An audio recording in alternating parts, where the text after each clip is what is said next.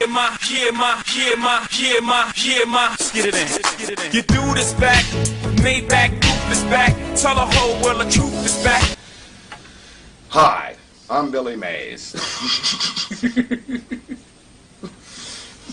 Where my hustlers, where my boosters at? I don't care what you do for stack. I know the world glued you back to the wall. You gotta run through that.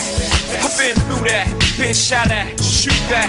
Gotta keep a peace like a boot ass. I ain't a new jack, nobody gon' Wesley snipe me. It's less than likely that I bring Jedi Knight. The more space I get, the better I write. Oh, never I write. But Unless you have There that we up, are. I doubt it. Okay, well, we'll take two. It is live from Salina. James Lowe with you, a.k.a. Jiggy Jaguar. In studio, we have my good friend Todd Pittenger from Rockingham Radio. That's official now, right? Absolutely, Okay. it's official. Okay. Good to be here. Good to be in Salina. What a time to be alive, Jiggy Yes, Jaguar. and we have our new set. We have our new intro that you just saw, which is fantastic. We have on the old Skype-a-rooney, as they say. We have Sean Gates, a.k.a. Israel, or as Ross and his friends in Colorado call him, Izzy. We have Ross Long with us today, my compadre, and if you know anything about what's going on this week, Mr. Controversy, and it's a live show, we won't go there. And then we have with us Ed O'Malley, who has got the website o'malleyforkansas.com. He is forming an exploratory committee and currently on that route for Kansas governor. And we'll start with Ed. Give us a brief introduction on yourself, my friend. Well, thank you, James. Good to be with you guys. Yes. Yeah, Ed O'Malley. Ed O'Malley is my name. Live in Wichita, Kansas. I run the Kansas Leadership Center, president and CEO of the Kansas Leadership Center. We spend our time helping Kansans learn how to make more progress on what they care most about in their communities. I used to be in politics. I was in the legislature a decade ago. I worked for Governor Bill Graves before that. And now, as you mentioned, I'm exploring getting back involved again. Outside of what I do professionally, you know, I coach my boys' basketball team, and I try to do some things in the community and try to be a good husband, a good dad, all those kind of things. But as the show was getting warmed up, you guys have a lot of fun, so I think I need to hang out with you guys more often is one of the things. So it's good to be with you, James. Thanks for having me. Now, let's start with our newsman, Todd Pittenger. With Ed looking at running at governor, forming an exploratory committee, what is your first thoughts of Ed O'Malley? My first thought, Ed, you used to be in the Kansas legislature. Why do you want to head back there, especially right now with everything that's happening? Now, not just in Kansas, but nationwide. Why do you want to get back in that crazy business? Well, you know, I think we all need to think about what we can do to make the community a little better. James, I know you've started a nonprofit. Yep, Conscience for a Cause. I think that's something we all have to do. You know, I love what I do right now, but I also have passion about public service. And I spend a lot of my time as president and CEO of the Kansas Leadership Center encouraging people to take risks, to step out there, to take a risk to make their community better. And I feel like I've got to practice what I preach. It's been a great 10 years out of politics. When I left 10 years ago, I didn't think I would get back in. And I thought I was done. I loved it, but I resigned my seat to start KLC. So I feel, you know, Todd, I feel a sense of responsibility that I think we should all feel. I've had this great opportunity to build incredible knowledge of what's going on around the state the last decade and work with tremendous people at the community level. And I see awesome leadership happening at the local level across the state. And I'd love to, you know, maybe be a small part of helping that happen at the state level. So, I mean, those are some of my thoughts. And you know, it is a crazy time. There are a lot of tough issues. In some ways, it'd be a lot easier to get back involved in politics when things are all rosy. But, you know, that's not what attracts me. Now, speaking of issues, Ross, I'm going to set you up here. You always ask all of our guests about issues, and especially Let me start with this question of Mr. O'Malley. Kansas Leadership Council, does that mean you are a community organizer? I don't quite understand that. What is that? Yeah, no problem, Russ. Let me give you a little background. So Kansas Leadership Center. Center, I'm sorry. Don't worry about it. And, we should have you guys down sometime. You can do the show from here. We were started 10 years ago. Here's the belief, right? The belief is you can't create better organizations, stronger communities without a whole lot more people exercising a whole lot more leadership. So we work with several thousand Kansans a year building their capacity to lead. Now, let me tell you who these people are. They might be grassroots advocates, okay? They might be community-minded business people, school principals, pastors of churches, nonprofit executives, young professionals trying to figure out how to make a difference in their community, neighborhood advocates. We work with a lot of businesses also. So we work with across the board, and we try to create that diversity of participants in all of our experiences, kind of create a mini version of Kansas when we have a program going on. So you're building better leaders, it sounds like, is Yeah. Well, we think look, leadership, and I think this goes in politics, I think it goes in business, I think it goes everywhere. I think leadership is really rare. I don't think it's the norm. I don't think it happens very often. I think we can kind of fool ourselves into thinking that just because somebody has a fancy title or they get themselves elected to some fancy office, that they are indeed leading. Boy, do we know that, yes. No. Leadership is all about mobilizing people to solve tough problems. And I would argue, though, Ed, that leaders can't be created, they're born. You either got it or you don't. You can teach people management skills, but you can't make people leaders. That's something that just has to be innate in who you are. All right, Sean, we got to get you down here then. I got to prove you wrong now. So I don't count. No. So here's how we think about it, Sean. I think part of what you're saying I agree with. I think some people are naturally more effective at mobilizing people to solve tough problems, at leading. But I think all of us can get better. I mean, and some of us might be naturally better than others, but I think all of us can learn ways of improving how we lead.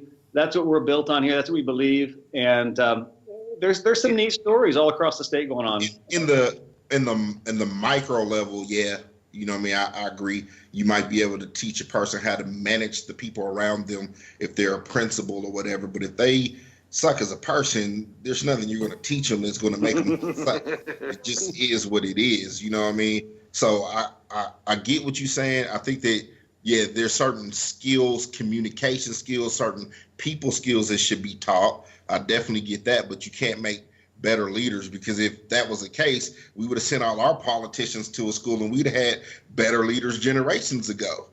A lot of our politicians are, let's just say, they're not that bright. I kind of think Confucius did just that many hundreds of years ago back in China. But that's Yeah. Now they created schools for leaders, yes. But go ahead, set me up there, Jiggy. Ross is always he always asks all of our political people that we have in here about issues. And being a Republican, there's a lot of social issues that they glom onto and tie their sail to, or whatever the term is, hoist their flag, whatever. Ross, jump in there and save me here for what I was trying to say. I would just say that, as a good Republican, you're probably pro-life. Like, I'm neither a Republican nor a Democrat, but yes, I am pro-life also.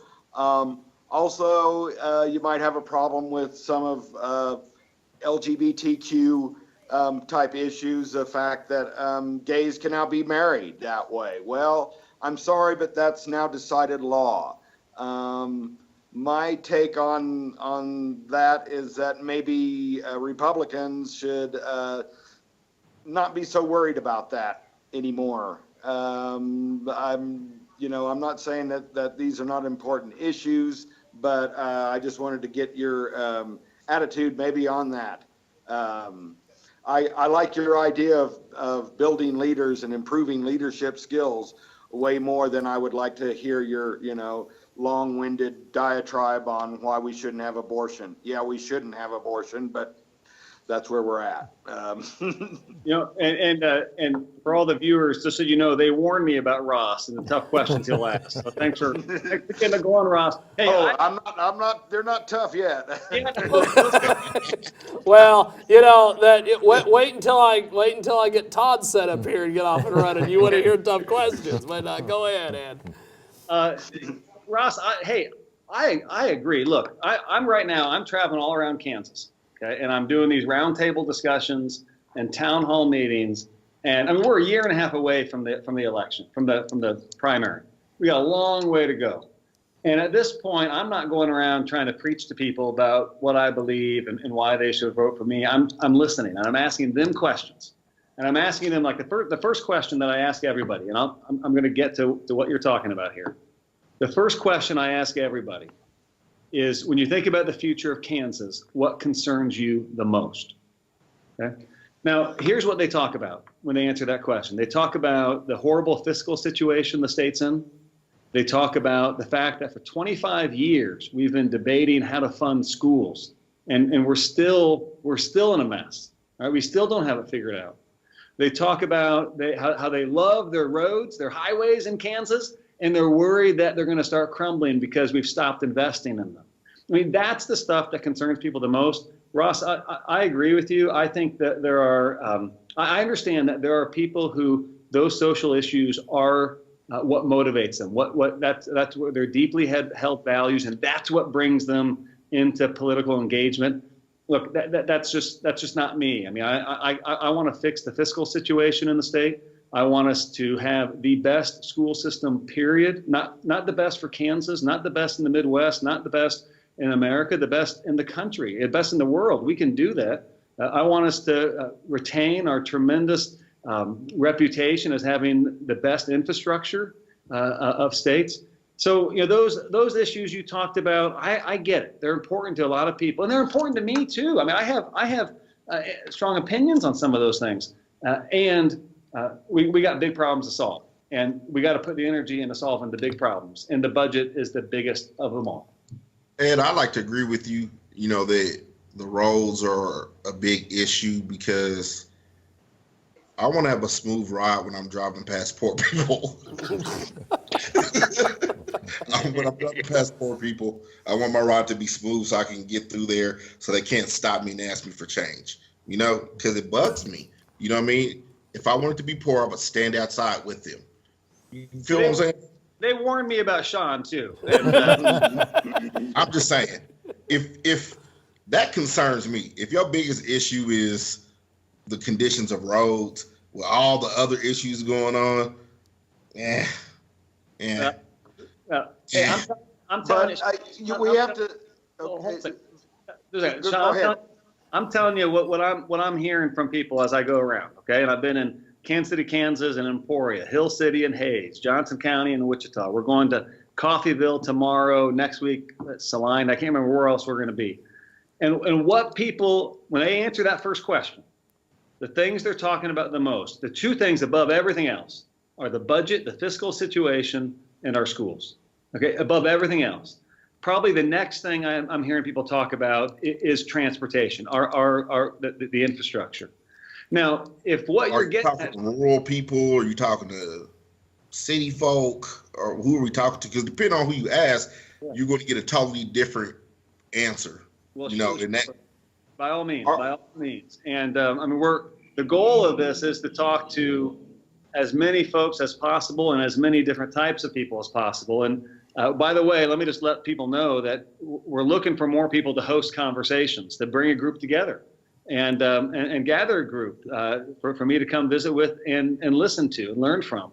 So yeah, we've been all over. I mean, from the little town of Hill City, way out west, to the urban core of Kansas City, Kansas, to Emporia, and everywhere in between. And we're going to keep doing that. But so I'm just saying what people are saying. Now, the point of this listening effort is to try to listen to as many people and as many different types of people as we can. And we're collecting the data, right? We're collecting the data. We're literally taking all kinds of notes and having people submit things. And to have kind of a framework emerge from this. So my sense is if we do this right, we should have a really good sense as to what are the things that concern the people of Kansas the most. Now, maybe there are some things that should concern the people of Kansas more than they do. And that's a great discussion. And then we could talk about, well, what's the role of a governor in helping elevate those things that should concern people more than they currently do? Well, That's approaching the listening. Well, Yeah, don't put that invite out there about hosting a talk, because Sean will get together a group of people down there at Wichita, and he will put something together. So Of course, but again, anybody knows, that I'm fair and bipartisan. So I want to hear what you have to say fairly, squarely, and judge you by who you are and whether, as a man, your word lines up with your actions. So the rest of it is for other people to pick out. But my only thing is, Ed, from talking to you, you're a very personable guy. I can tell you're very sharp. My thing is, if a person's going to get my vote, I need a person who's focused on solutions, not the issues. Because we could talk about all the things that could go wrong forever and a day about Kansas. I'm born, raised here. I love it, but Kansas is very backwards in the way that it does things. It's very behind the times. It's very reactionary and not, preemptive. And that's what gets us in trouble. Because of where we're located at geographically, we have a great chance of being an economic powerhouse because everything has to come through Kansas. But you have people who want to hold power for themselves and they only focus on the issues of people who are lining their pockets. So if that's what it's about, then you can count me out. I don't see you as that type of person. What we got to do is, like I always say, what are the new issues? To me, the biggest issue is that we have so many bright minds from the beginning of Kansas that have done great things on a national scale, whether there's been presidents or secretary of states or whatever. But the people who are the most intelligent are leaving Kansas. We got to figure out why. Why is our great talent going everywhere else and making everybody else great? If we could first figure out how to stop the bleeding by retaining the people that we have, we'll do much better. I heard a statistic that said that every student at USD 259 sends through kindergarten to 12 that graduates and leaves as $1 million investment going out of our school. So that's a number you can't even really put on the budget crisis in the school. That's thinking next level. We got to talk about that. When we start talking about solutions, I'm all for it. But, roads, those are going to get taken care of. It's going to fix out because commerce has to happen. Trucks have to get through. So that's not even a real issue. I think that we have to focus on solutions. How is Kansas going to get to this next level? How does what happened after September 11th, when we were very aircraft heavy and it hit our economy? Lucky for us, we kind of took that hit before the rest of the nation did. But how do we shield against that in the future? How do we diversify our jobs? What about all these factories that are moving to other places because it's better to do business in here? I'm done. And I would add on to that question to you, Ed. All right, the budget is the biggest problem here. What's the first part of a solution? Coming from what have you developed a solution for this problem? I mean, yes, Kansas is broke. It's desperately broke. You're not getting the revenues that you used to. It's just not there. More people are moving out than are moving in. I know, and Kansas is losing its best and brightest. It always has, and it's always been a money thing. I'm still here. Somebody can make in Wichita a professional at 80,000. Sean's still here, Todd's still here. So, well, a professional in Wichita that can maybe make 80,000 will make 150,000 anywhere else, in Denver, Kansas City, Oklahoma City. So there's money problems here. But yes, we'll put you on the hot seat. We're going to turn up the heater. What's your solution? Give. Well, Ross, and just for the viewers, it sounds like you have folks who follow this closely, but we have a major budget problem in Kansas, right? Ongoing expenses. We don't have enough ongoing revenue to cover our ongoing expenses, right? We have less money coming in than we need to pay going out. And so what's happening the last few years is well, first of all, we had major tax cut in 2012, the biggest tax cut in the history of the state. in 2012. And then in 2015, we had the largest tax increase in the history of the state. They just shifted. They lowered income tax in 2012. They raised sales tax in 2015. There have been a few other tax changes. They're most likely, there's a good chance there'll be a tax increase this year. As Todd, I'm sure you're following what's going on in the legislature. Somehow or another, ongoing revenues have to match ongoing expenditures. The other thing that's happened the last 4, 5, 6, 7 years is we've increased our debt dramatically, right? Dramatically. We've also eliminated all of our reserves. So if you were up on Mars looking down at this fiscal situation, you would scratch your head and say, where's the logic? Where's the strategy? This doesn't make sense. Right? So unfortunately, we're in a really tough situation. And there are a lot of legislators, a lot of new legislators were elected back in August and November, and they ran on fixing the budget situation and trying to figure out how do we match these things up. Honestly, I don't know what the best approach is. And what I do know is we have to fix it. We must have revenues match expenditures. And one thing you'll hear people talk a lot about is government needs to be more efficient. Right? We need to spend less. Well, sure we do. That makes a lot of sense. We do need to spend less. But I'll tell you where Republicans, people in my party, get it wrong a lot, is we think if we just tell state agencies to be more efficient or to be more innovative, that they'll become more efficient and they'll become more innovative. I think we actually have to build the capacity of state agencies to be entrepreneurial. Those of us who have run organizations and done entrepreneurial things know that you have to build your capacity to do it. And we don't have that capacity built in to our great state employee workforce. There are tremendous people out there, but they've never been asked to innovate. They've never been asked to be entrepreneurs. They've never been asked to be creative and figure out how to dramatically do more with less. We got to help them do it and not vilify them when they don't. So I'm giving you a lot here, but it's complicated. We got to solve it. It's the most important issue facing the state right now.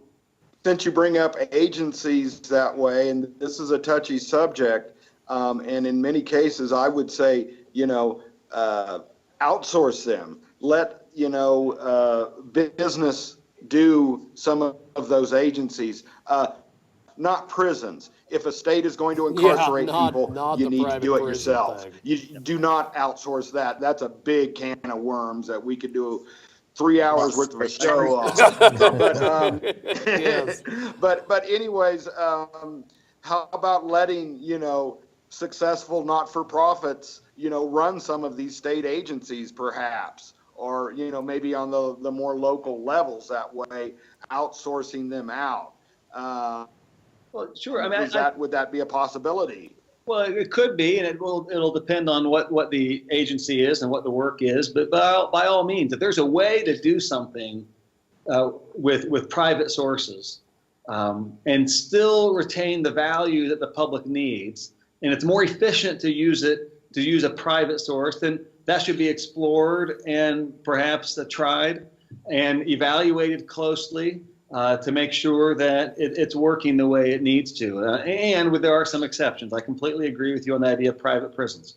And an example being like charter schools, like at least successful charter schools that work, that are still run, essentially by school boards and so forth, but they're operated by, more private sources that way. They're not within the extreme bureaucracy of, well, this is the way we do it, and that's just the way we do it. If you want more, you pay for more people to do more. That's the way it goes. Well, yeah. There's innovation, I think, needed everywhere. Half of the state budget goes to K through 12 education. I think it's important, and I don't think we should ever neglect our responsibility to fully fund K through 12 education. But we've got to innovate everywhere. And as you all might know, there's a lot going on related to school finance right now at the state level, and there's a lot we have to figure out probably before we begin to figure out whether something like what you just described, Ross, is the right next step or not. But in general, the idea of innovating, being creative, being entrepreneurial, trying new approaches. We're going to need a mix of all that if we're going to solve our toughest problems. That's what people do in business. That's what people do in private life. That's what we need to be able to do in our civic life as well. You're absolutely right. But what we keep doing is electing different persons, same philosophy. So we get the same result, and we're like, you know what? Next election term, we're going to do something different. You know what I mean? My friend in the White House, DJ, as I like to call him, DJ, for whatever reason, he says what's on his mind. He's charismatic, and for some, it might be, crazy or whatever. But I think that what he did was, kind of neat, and how he tapped in to people's desire to want to do something different. From my professional opinion, I think he kind of ran the same campaign as Obama did to win in. You know what I mean? Maybe different slogan, but still based on the same premise. You are right, Sean. He did run a populist type campaign. Yeah. And so if the Democrats would have done the same thing, who knows what would have happened. But one thing I want to get Ed's thoughts on here, and I'll go to Todd for this. With him forming an exploratory committee, and you've got people like Carl Brewer and Wink Hartman and a few others that have already announced they're running, what can he do that's going to be different than what they're doing? You're the newsman. You know all these players. You're the sage, our counsel. Yes. You're the man on top of it. I think he's doing it right now, kind of starting from the grassroots level, Hill City, talking to people, inviting Sean to put together a group of people to go talk to, going out there and listening, and not just lip service, but really listening and giving these people feedback. I think too many times there's a quote listening tour or a town hall, but it's really not that. It's just lip service sometimes, I think. And I think if you're genuine and you're out there and you are traveling the state now, making a concentrated effort to get to the little town and the big town as well, I think that's a big step. And I think that's probably what's going to lead you to either put your name on the ballot or keep your name off the ballot. Well, and Todd, let me just mention a little more about the questions I'm asking, the conversations I'm trying to start. And I think I mentioned this on the show. It might have been while we were chatting before the show, but I always start these roundtables and town halls off by saying, hey, folks, look, it's a year and a half before the election. My purpose today is not to try to convince you to vote for me. There'll be a time for that later. My purpose right now is to listen. And I always say, look, I'll be happy to answer any questions you want to ask, but I've got questions for you too. And I've already mentioned the first one here. When you think about the future of Kansas, what concerns you the most? But then the next question I ask people is, okay, given what concerns you the most, what makes progress so hard on the thing that concerns you the most? Because what people talk about, these things that concern us the most, if you think about them, most of them have been problems for a while. We've been debating school finance in Kansas for 25 years. I was a junior in high school in American government class when in 1992, the Kansas Supreme Court and the legislature reworked school funding. It launched this massive 25-year debate. And 25 years later, we're still not done with it. We haven't made progress on it, or the progress we need to make. So I asked this question: what makes progress so difficult? And we get people thinking and talking and sharing. And the reason why that question is so important, Sean, going back to your point, is just giving speeches about the issues isn't getting us anywhere. We got to get underneath the issue, behind the issue, around the issue. We got to somehow think about what's going on that's making it so hard for progress, right? So we get that conversation going. Then the next question I ask people is, okay, given what concerns you the most, given what makes progress so difficult, what do we need out of our next governor? No matter who it is, whether it's me, somebody else, what do we need out of the next governor to make more progress? Because again, going back to your point, Sean, if we just have a governor that gives the right speeches on certain issues, but doesn't know how to take care of these things that make progress hard, and I'll be happy to share a little bit about what people are saying as answers to these questions. But I want to make sure, whether I'm the next governor or somebody else is, that this state makes more progress than it's making on our toughest issues. And to do that, we've got to listen and really try to understand why aren't we making the progress we need to make, and what do we need from the next governor. You're completely correct on that, Ed. And this is the thing that I'm sure, Todd, you've covered all these elections. It seems that seems to be the case, that the last governor's race, the Democrat and the Libertarian both made a lot of great speeches. Brownback did the same thing, but we're in the shape that we're in. So, I mean, of course, Brownback had a huge advantage, but one of those candidates I did help personally because I believed in her message. I still think that she's a wonderful person. She really engaged the African American community, which is very important to me. Carl Brewer, I know his family. I'm friends with them very well. I've met him on several occasions, and I'll be honest with you, I don't know how he'll do with the black community.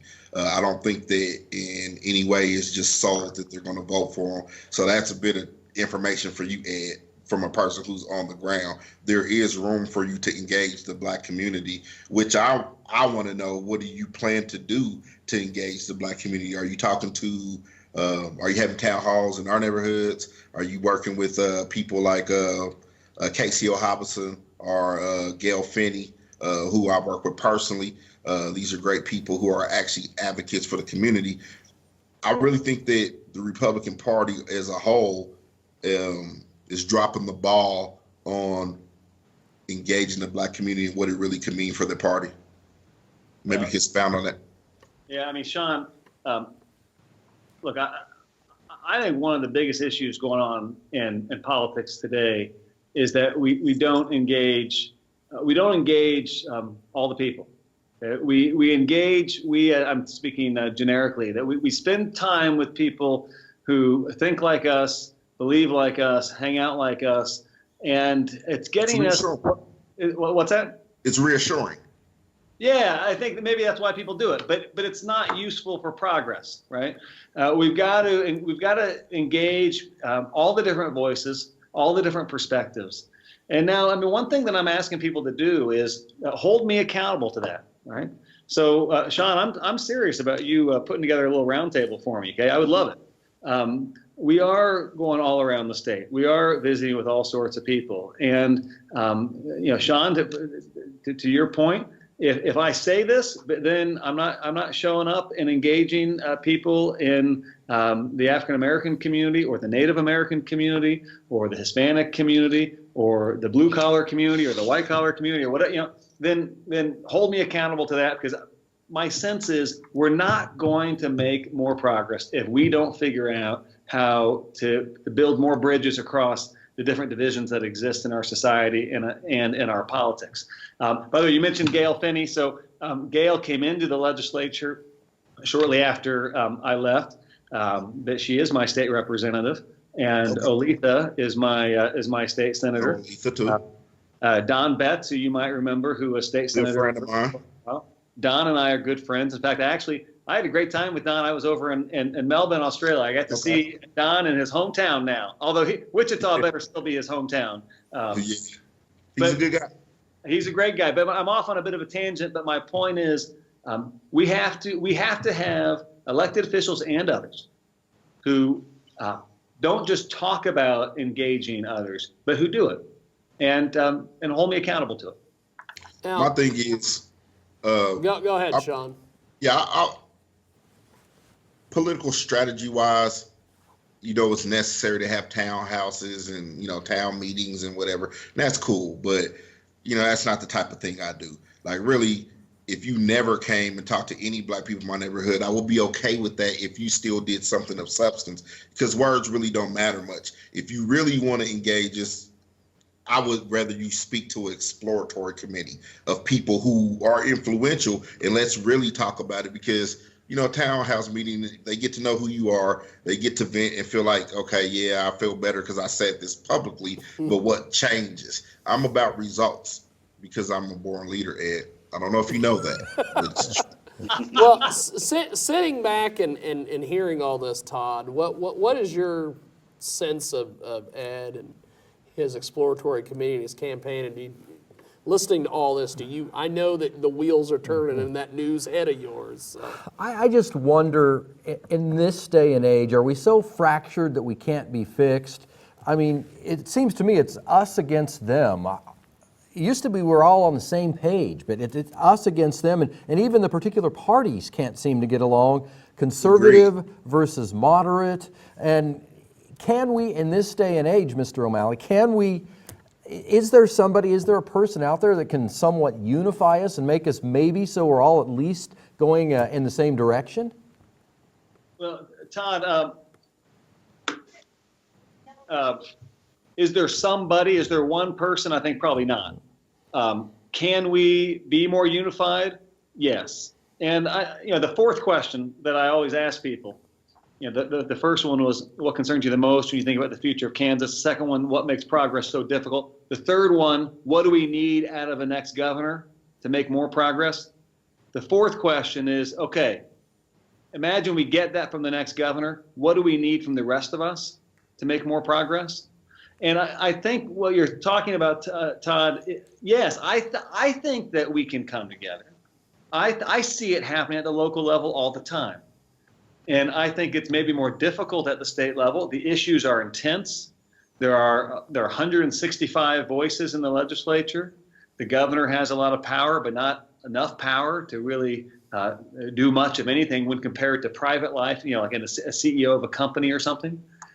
So it's going to take a lot of people it's going to take people realizing that we have to value coming together and value curiosity about each other's perspectives if we're going to actually make more progress. So I think it can happen. Call me an idealist, but maybe I'm naive, but I can't believe that the only approach is this divisive approach that's getting us, frankly, nowhere.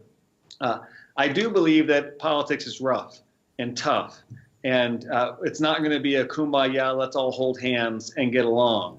That's not what I'm calling for. It's actually, I don't think a lot of politicians are tough enough to engage with other perspectives. I don't think a lot of them are tough enough to sit down with people who think differently from them. Because when you do that, what happens is your own people, your own party, your own faction gets a little upset with you, right?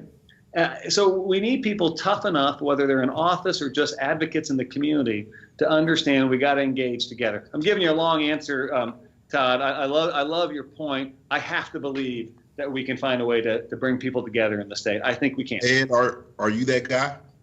Well, that's going to be something that folks can help me decide. Sure. In your own heart, when you look yourself in the mirror in the morning, do you say, Ed O'Malley is the guy who can get this done? Well, I'll tell you, Sean, when I was in the legislature before, I tried to practice what I just preached. Okay? And I think if you talk to people who served with me, I think they'll tell you that I was a guy who practiced that, who engaged across divisions, who worked across the aisle, across factions, who tried to listen.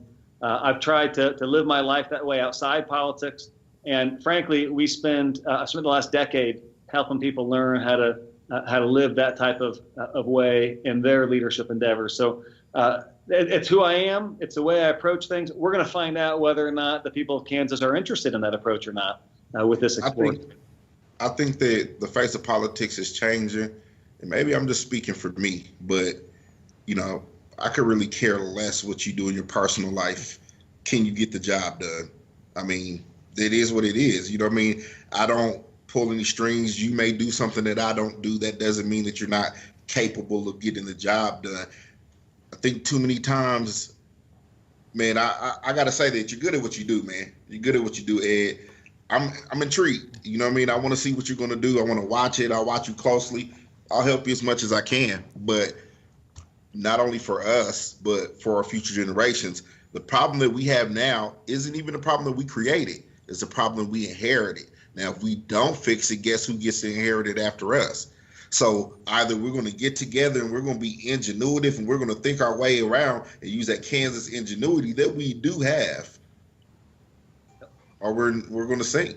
That's all it is to it. I mean, when you talk to people on a day-to-day basis, and then you ask them how they feel, or when you don't even ask them, you just hear what people say. Oh man, Wichita sucks.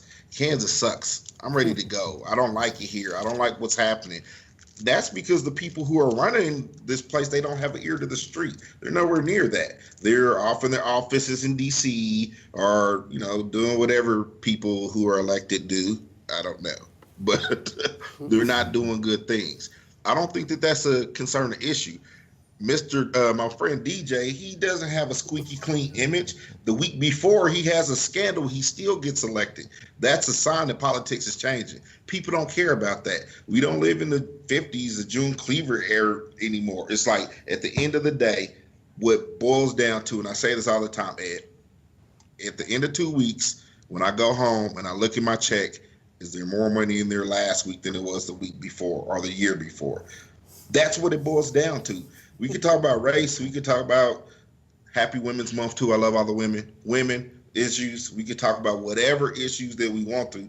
But what we got to understand is that when you go to the store and I go to the store, that steak is the same price for both of us. Now, you may be able to buy more steaks than me, but per steak, it's the same cost. And when you start getting to those issues, then we are getting to the real issues. We've been in this hamster wheel for so long of doing the same thing and hoping that we're going to get something different. Is just not going to happen. That means we have to be extreme if necessary, because guess what? We can follow the rest of the pack and go off the cliff, or we could think of something new and be leaders, the same leaders that made us the great place that we were, that has so many innovators, that has the Pizza Huts and the James Naismiths and the, you know, aircraft companies and all these things that are great. You're like, man, you know what? I didn't know so much about Kansas. I grew up having pride in that. You know, I grew up here in Kansas. I spent time in California. And when my friends would crack jokes about going to see the Wizard or whatever, I had so many comebacks like, you know, hey, you know, Amelia Earhart was from here. Did you know this person was here? Did you know this started here? That it's being stifled right now because of what Todd said, the back and forth. Again, I don't care what party you are. What are you going to do different to secure the future of my children? And that's not directed you and, you know, personally. I'm just saying that's the line of thinking that we got to be thinking in. Otherwise, we're wasting our time here. We might as well just say, you know what? We're just going to ride this thing till the wheels fall off. And I'm okay with that, because then I know when to jump out.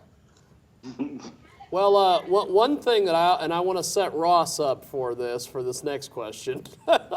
It seems to me, and I've noticed this with, and Todd, I'm sure, has noticed this too, the last election that we had, especially here in Kansas, it seems like the primaries, for instance, Tim Huelscamp's race, you know, after he was eliminated and Marshall moved on, that we didn't really need to even have an election.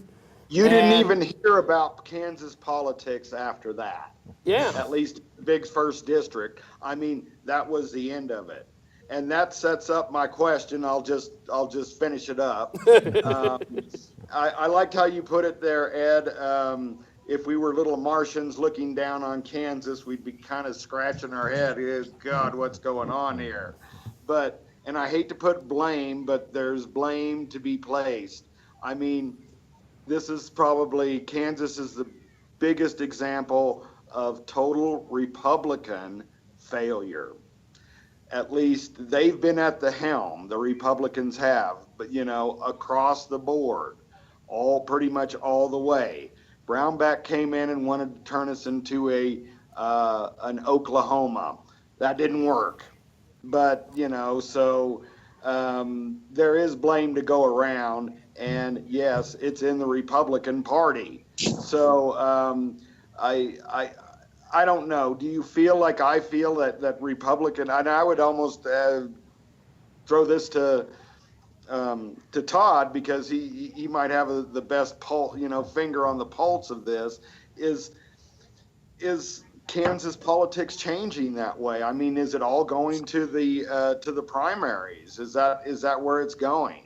Well, it is a strongly Republican state, always has been. At this point, probably always will be. But I think you touched on something, Ross.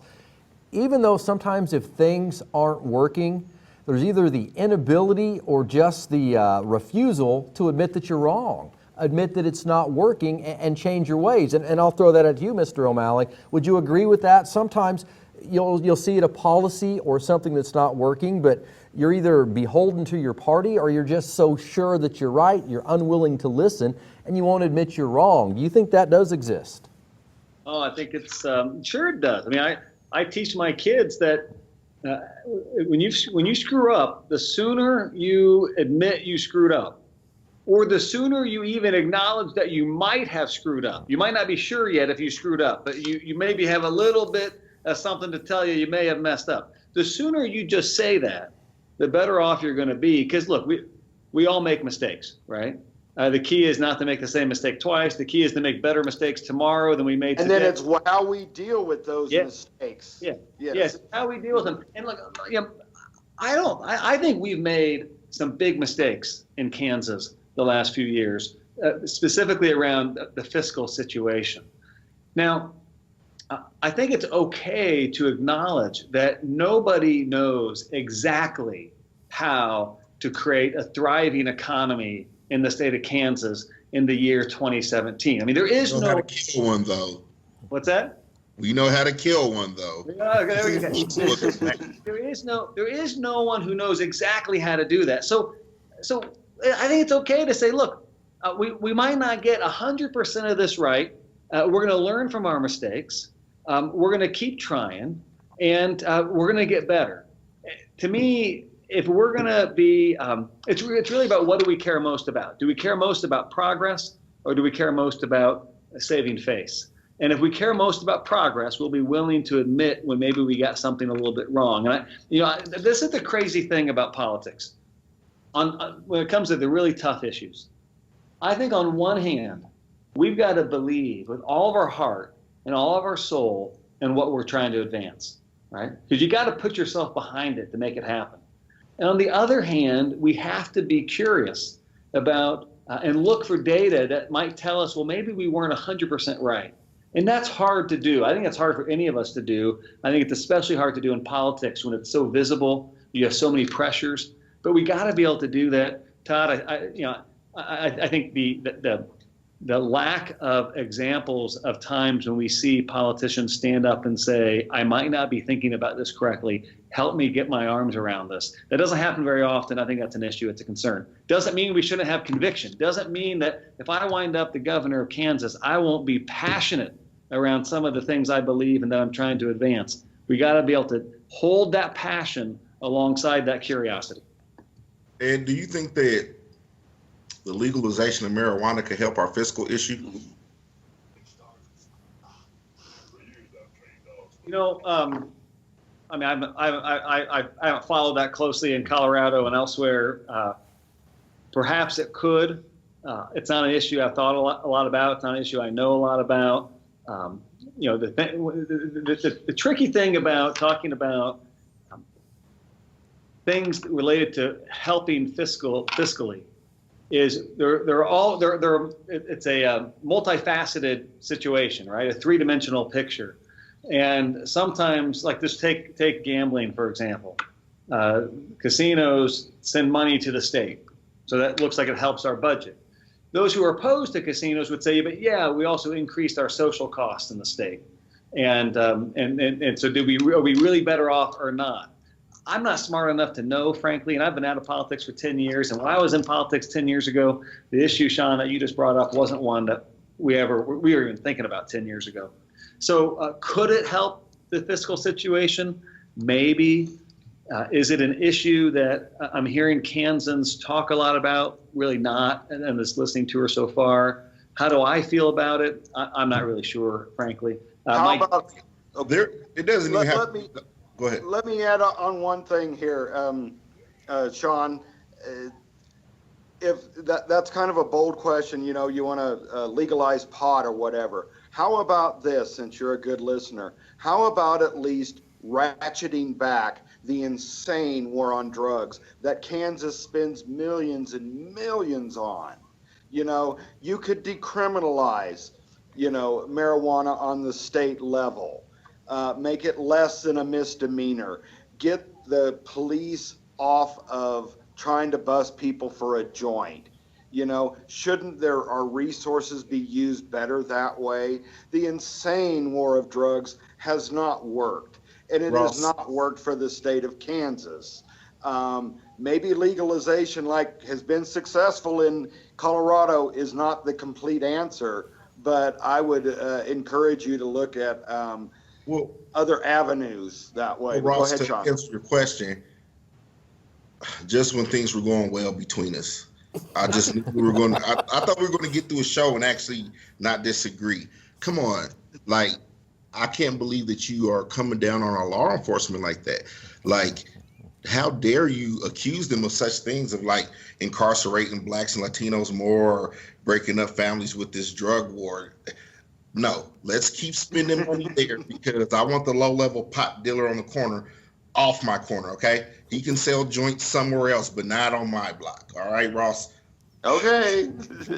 I'm appalled.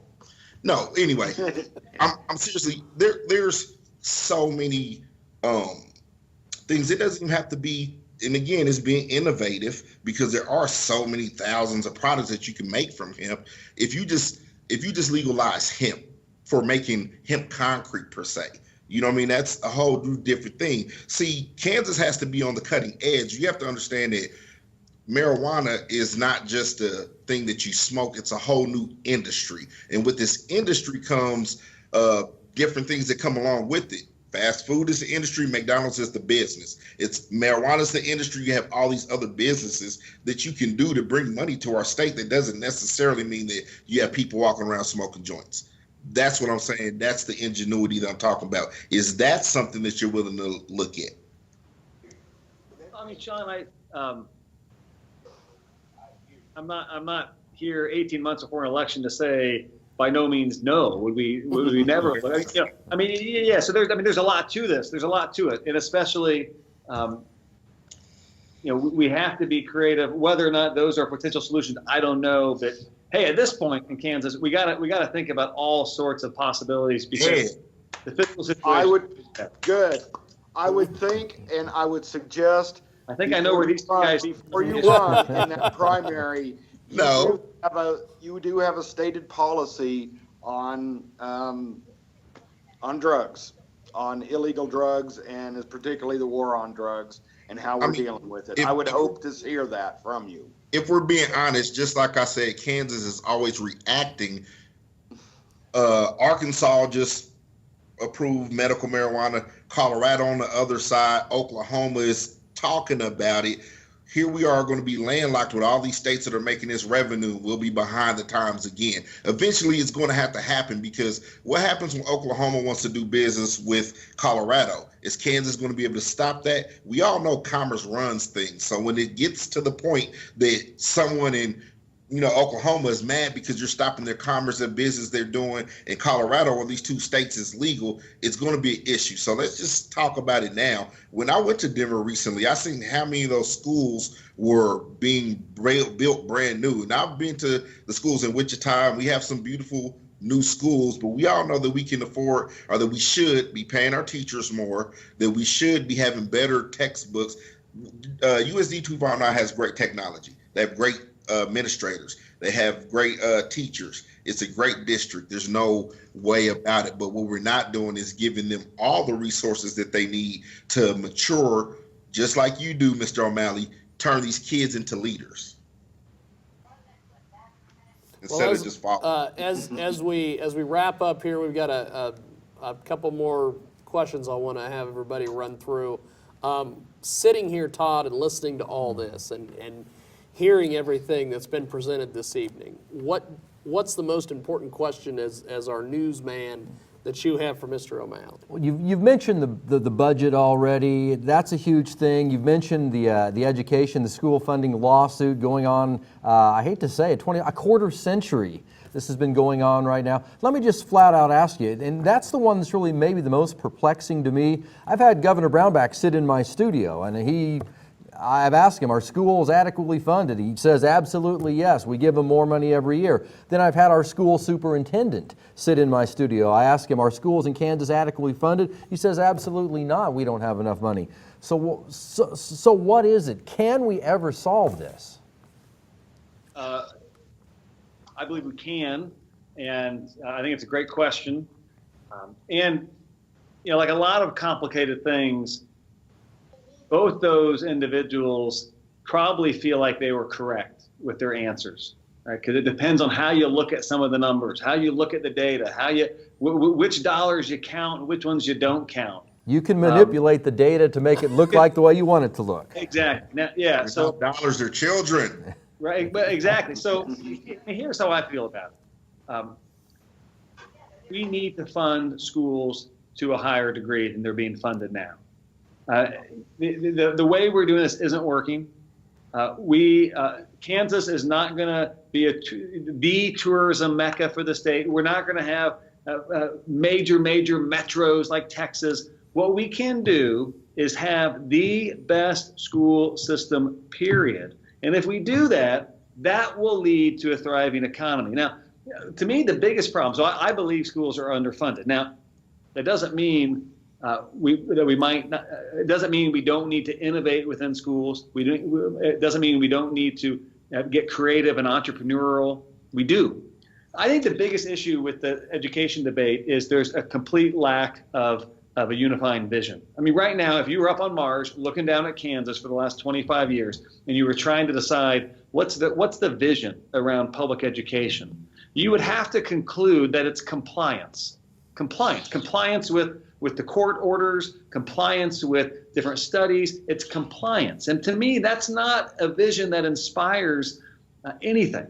And until we have a vision to perhaps create the best school system, period, I don't know how we get out of this little cycle of debating which numbers to use and things like that. The beauty of when you can get a common vision with enough of the different factions, not everybody, but enough of the factions, is once you have that common vision, and those in business know this, those in community life know this, we need folks at the state to know this. Once you have that, and sorry about the long answer, Todd, but this is so important, I think. Once you have that common vision that a governor can help provide, then the little debates, the trivial debates about what money to count and what column matter less, in my opinion. Long answer. Sorry, Todd. Appreciate the question. Hopefully it gives you insight perspective on it. Well, as we wrap up here, I want to start with Sean. Give us what you're working on and websites and all that. Let me first start by saying the way I look at it as a parent whose children are in this Kansas State system, on a personal level, there's really no amount of money that will be enough that I would consider enough money to properly educate my children. And I think that when we start thinking about our children, not as these kids that go to school with my kid, but these are our children, it doesn't matter if the dollar amount won't matter. Not only physically do we need to change the way we do things, we need to revamp the way our school systems are taught so that our children are thinking about the future, not only the future of Kansas, but future of America.